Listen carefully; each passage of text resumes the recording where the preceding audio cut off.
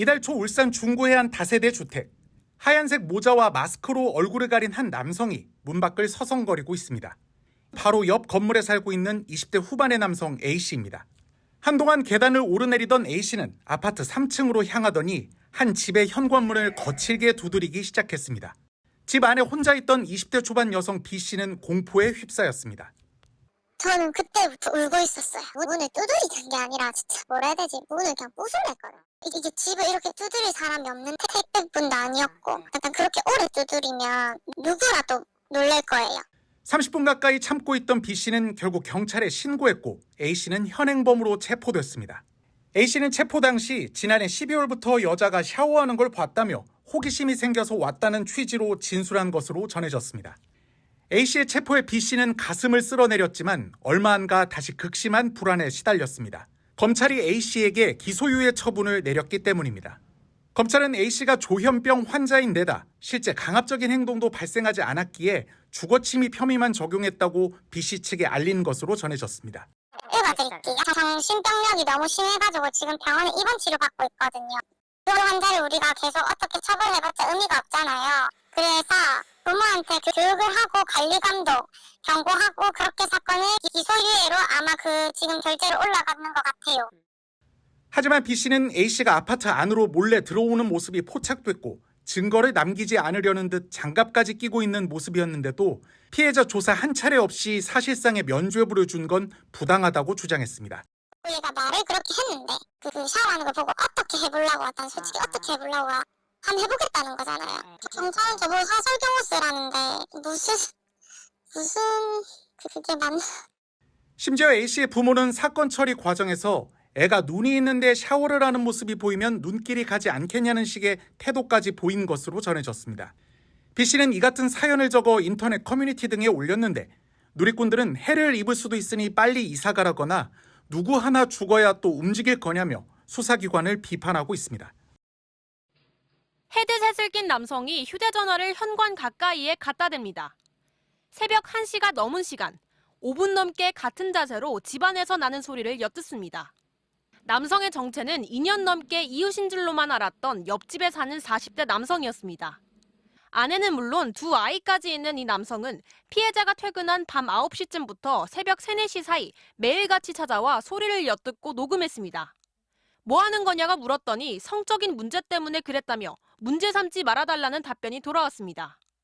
성적인 이런 부분에 있어서 옆집을 생각하고 하면 자기가 흥분이 좀 돼서 그런 일을 했다. 이러면서 이사 비용을 줄 테니까 고소하지 말고 가족들한테 자기 와이프랑 뭐를 알리지 말고. 그런데 얼마 뒤 남성은 이사 비용을 주지 못하겠다. 고소할 테면 고소하라며 말을 바꿨습니다. 혹시나 보복당할까봐 무서워서 남자친구도 보복당할 수 있으니 조용히 이사 비용 받고 나가자 했는데 일주겠다 하니까 저를 이제 보호할 수 있는 방법이 없는 거예요. 결국 경찰에 고소했더니 가해 남성은 변호사를 선임해 조사를 받겠다며 법적으로 다퉈보겠다는 태도를 보였습니다. 피해자는 경찰에 신변 보호 조치를 요청했지만 바로 옆집에 살기 때문에 접근 금지라는 건 의미가 없었고 스마트워치를 차고 있어도 불안했습니다. 집 앞에 있는 편의점도 못 가고 쓰레기도 못 버리고 있고요. 창문도 못 열어요. 혹시라도 그 창문이라도 뭐 해서 들어올까. 결국 피해자는 자기 집에 들어가지 못하고 지인의 집을 전전하며 생활하고 있습니다. 경찰은 오늘 주거침입과 스토킹 처벌법 등의 혐의로 가해 남성을 불러 조사했는데 사전 구속영장을 신청한 것으로 확인됐습니다. 또 가해 남성을 유치장에 구금하는 잠정조치 4호도 함께 신청했습니다. MBC 뉴스 김세영입니다. 캄캄한 밤 골목으로 들어선 한 남성. 빌라 모퉁이에서 마스크로 얼굴을 가리더니 이내 반지하방 창문을 유심히 들여다봅니다. 20대 여성이 사는 곳입니다. 허리를 숙여보다가 아예 엎드려 기어가는 자세로 창문 틈을 훔쳐봅니다. 결국 방에 있던 여성의 눈과 마주쳤습니다. 약간 틈새가 있는데 거기로 사람 얼굴이 이렇게 불쑥 나타난 거를 보고 뒤에 아저씨 얼굴 이렇게 촬영해. 저 그날도 진짜 악몽 꿨어요. 직접 CCTV를 확보해 살펴보니 이미 석 달 전부터 이 창문 앞을 기웃거렸던 것으로 확인됐습니다. 인기척이 있으면 자리를 잠시 피했다가 또 돌아와 창문 앞에 바짝 엎드려 들여다봤습니다. 되게 너무 놀랐죠. 제가 그 이후로 정말 정신병원에 가야 되나 싶을 정도로 너무 잠도 못 자고. 결국 피해 여성의 남자친구가 현장에서 직접 붙잡아 경찰에 신고했습니다. 그런데 경찰은 신고 3개월 만에 훔쳐보기만으론 죄가 안 된다며 수사 종결을 통보했습니다. 주거에 들어가는 것도 아니고 창문에서 이렇게 엿본 거라 문을 열었다든가 그 당시에 우리가 봤을 때 그런 건 없었거든요. 또 그냥 길가를 지나다 창문이 있으니 본 거라며 고의성도 없어 보였다고 했습니다. 이게 지금 노상하고 지금 붙어 있거든요. 왕래가 가능한 데거든 사람들이 아무나. 지금 담배 피다가 이런 상황이라서. 하지만 남성이 들여다본 창문은 빌라 주차장 안으로 일부러 들어와야만 볼 수 있습니다.